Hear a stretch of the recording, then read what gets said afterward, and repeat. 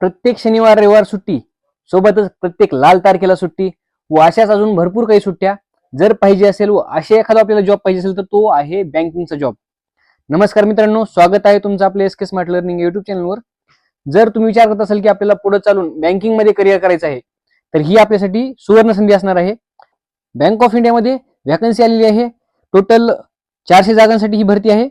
हा फॉर्म भरण्यासाठी सुरुवात झालेली आहे 25 डिसेंबर 2025 ला व याची लास्ट डेट असणार आहे 10 जानेवारी 2026. याचं वय काय आहे, याची सॅलरी काय आहे, कशा प्रकारची पोस्ट आहे, हे सर्व आपण या व्हिडिओमध्ये पाहणार आहोत. आता यासाठी हा फॉर्म भरण्यासाठीची वय काय आहे तर मिनिमम वय 20 वर्ष, मॅक्सिमम वय 28 वर्ष व सोबतच जे SC ST किंवा मग ओबीसी आहेत यांसाठी एज रिलॅक्सेशन असणार आहे. ते आहे बघा, SC ST साठी 5 वर्ष म्हणजे 28 + 5 33 वर्ष व backward classes, other backward classes OBC साठी 3 वर्ष म्हणजे 28 + 3 31 वर्ष. आणि जे PWBD कॅन्डिडेट आहेत, फिजिकली डिसेबल आहेत, त्यांसाठी 10 वर्ष एज रिलॅक्सेशन आहे म्हणजे 28 + 10 38 वर्षापर्यंत ते विद्यार्थी फॉर्म भरू शकतात. आता यासाठी एज्युकेशन क्वालिफिकेशन आहे बघा, the candidate must passes graduate degree, म्हणजेच फक्त आणि फक्त तुमचं ग्रॅज्युएशन झालेलं पाहिजे. ते मग BA असो, BSc असो, BCom असो, रेग्युलर युनिव्हर्सिटी असो किंवा मग ओपन युनिव्हर्सिटी असो, कोणती का असे ना, तुम्ही हा फॉर्म भरू शकता. तुमचं जर ग्रॅज्युएशन कम्प्लीट असेल तर.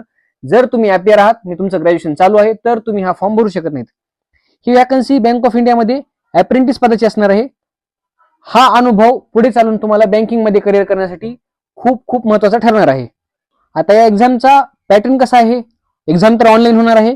यामध्ये जनरल किंवा फायनान्शियल अवेअरनेस 25 क्वेश्चन असतील 25 मार्कांसाठी, English language 25 question 25 mark, quantitative and reasoning aptitude 25 question 25 mark आणि कम्प्युटर नॉलेज पाहिजे तुम्हाला 25 क्वेश्चन यासाठी व मार्क्स सुद्धा 25 असतील. टोटल क्वेश्चन झाले 100 व मार्क्स झाले 100.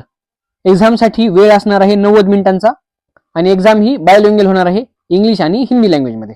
आता जसं की आपण बोललो, ही अप्रेंटिस पदासाठी भरती असणार आहे. याचा एक्सपिरियन्स तुम्हाला पुढे कोणत्याही बँकिंग सेक्टरमध्ये तुमचं जर अप्रेंटिस असेल तर नक्कीच उपयोगी पडतो. ते तुम्हाला सॅलरी जास्त मिळते, परत तुम्हाला ॲज अ फ्रेशर कन्सिडर केलं जात नाही, तुम्हाला एक एक्सपिरियन्स बेस्ड पर्सन म्हणून रिक्रूट केलं जातं. यासाठी स्टायपंड असणार आहे. बँकेकडून 8,500 दिले जातील व गव्हर्नमेंट कडून 4,500 दिले जातील. टोटल तुम्हाला 13,000 रुपये पर मंथ हा स्टायपंड भेटणार आहे एका वर्षाकरिता. आता आपल्याला अप्लाय कुठं करायचं आहे तर यांची ऑफिशियल वेबसाईट आहे बघा, nats.education.gov.in. इथे येऊन या पोर्टलवर व्हिजिट करायचंय. त्यानंतर तुम्हाला फॉर्म फिल करायचा आहे व नंतर तुम्हाला एक्झामला बोलवलं जाईल. लास्ट डेट आपण पाहिलं 25 डिसेंबर 2025 ते 10 जानेवारी 2026. आता फॉर्म भरण्यासाठी फी काय असणार आहे?